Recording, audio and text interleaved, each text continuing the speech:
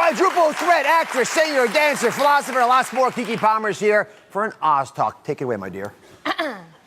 So, I haven't been living for that long. I'm only 23 years old, but throughout my 23 years, the main thing that I realized is that adulthood doesn't really exist.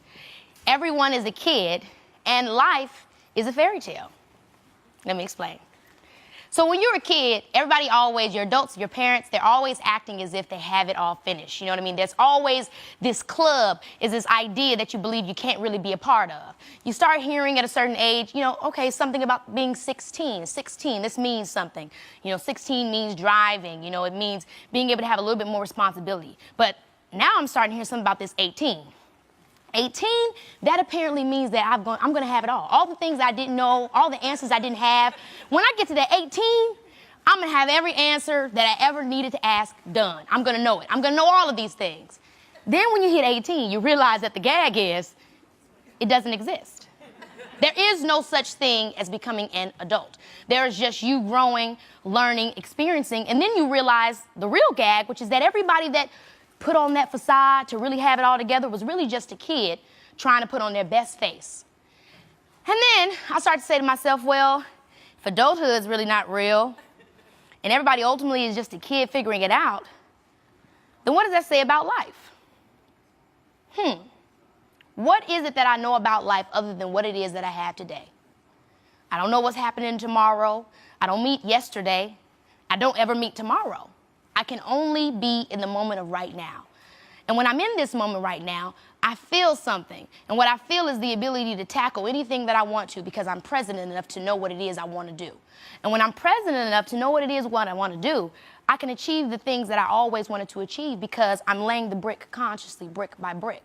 So then I say to myself, well, if I'm conscious, I can be that conscious of my life. I can be conscious enough in each moment to make the proper decision. Then why can't I manifest the life that I really want? Started thinking to myself as a kid. About 5 years old, I would say to myself, these are the things that I want to do.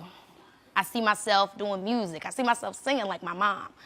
I see myself being a dancer. You know what I mean? I think I can do these things. And as I grew up, I slowly started to see through my belief of magic, the fairy tales that I grew up on, the little life messages I got from Cinderella. Be kind, be nice, good things will come to you. I started to realize that that really is all that life is really made of.